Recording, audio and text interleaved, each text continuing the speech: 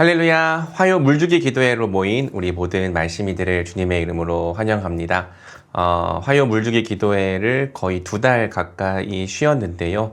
참 기도하고 싶은 마음이 계속 있었습니다. 혼자서도 기도할 수 있지만 우리가 교회라고 하는 이름으로 함께 한 기도 제목으로 간구할 때 또 하나님께서 주시는 은혜가 있을 거라고 생각했거든요. 이렇게 다시 또 물주기 기도회를 시작할 수 있게 해주신 은혜에 감사를 드리고 또 이 역사적인 재개의 순간에 함께 해주시는 여러분들에게도 감사를 드립니다. 우리가 지난주부터 성경적 복음의 기초를 다시 시작했습니다. 작년에는 서론부터 제4과까지를 다루었고요. 서론부터 제4과는 객관적인 구원, 즉 우리의 믿음이나 참여와 관계없이 하나님께서 구속사적인 역사 속에서 우리를 위해 이루신 구원을 다루었죠. 이제 제5과부터는 주관적인 구원, 곧 우리가 믿음을 통해 참여하게 되는 구원에 대해서 다루게 됩니다. 이때 중요한 것은 예수님께서 이루신 객관적인 구원이 우리에게 주관적으로 적용되기 위해서는 믿음이 필요하다는 거예요. 오직 하나님 나라는 믿음으로 들어가는 것이고 오직 믿음을 통해서 우리는 예수님이 이루신 모든 구원의 유익을 내 것으로 누릴 수 있는 것이죠. 그렇기 때문에 믿음은 정말 중요합니다. 특별히 내가 생각할 때에 믿음이 있는 것이 중요한 것이 아니라 성경이 증언하는 참된 믿음이 정말로 우리에게 있는가, 그것이 우리에게 주어져 있는가를 잘 살펴보는 것이 중요하죠. 그래서 먼저 지난주에는 우리가 구원과 관계없는 유사 믿음 3가지를 함께 살펴보았습니다. 첫 번째는 그저 동의하는 믿음은 참된 믿음이 아니다라고 우리가 살펴보았죠. 어떤 사람들은 그렇게 생각합니다. 내가 하나님의 존재를 인정하기 때문에 나는 믿는 것이다. 또는 내가 복음의 어떤 내용을 딱히 거부하지 않고 받아들였기 때문에 나는 믿는 것이다. 물론 참된 믿음은 하나님의 존재와 복음의 내용을 당연히 인정하고 동의합니다. 하지만 그것만으로 정말 우리에게 참된 믿음이 있는가 물어본다면 성경은 그렇지 않을 수 있다고 말하죠.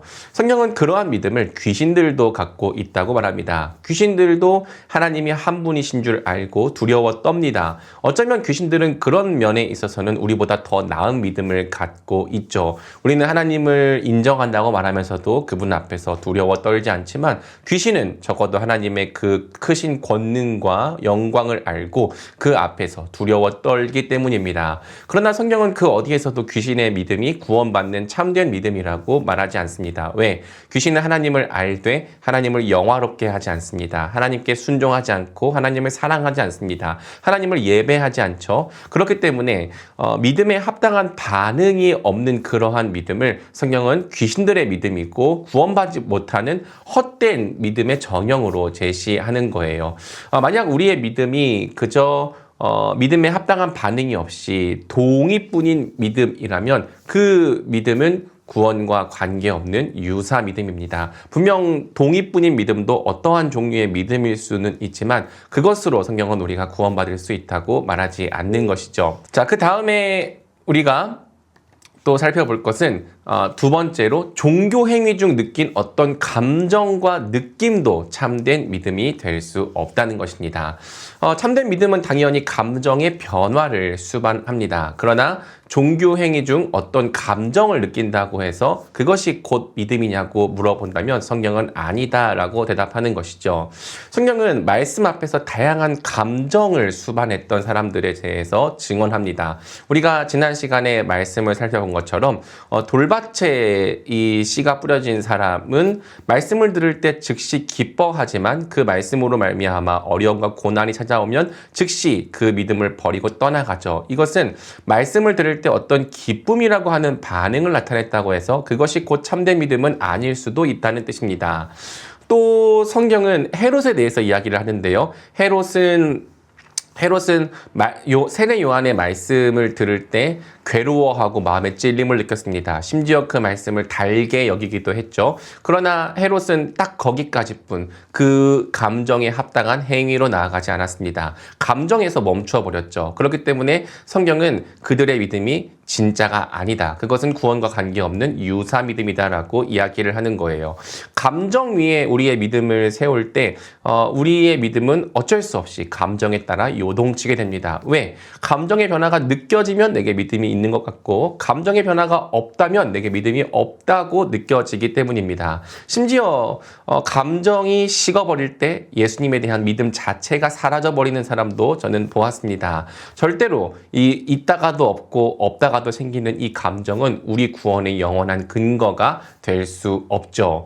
마지막으로 우리는 내가 하고 있는 어떤 종교적인 행위나 사역도 그 자체로는 참된 믿음이 아니다라는 내용을 살펴보았습니다.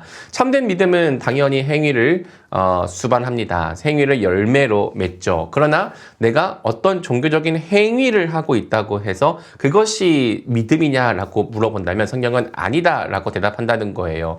왜 그런가? 사람은 사실 참된 믿음이 꼭 동기가 되지 않아도 여러 가지 이유로 종교적인 행위나 사역을 할 수 있기 때문입니다.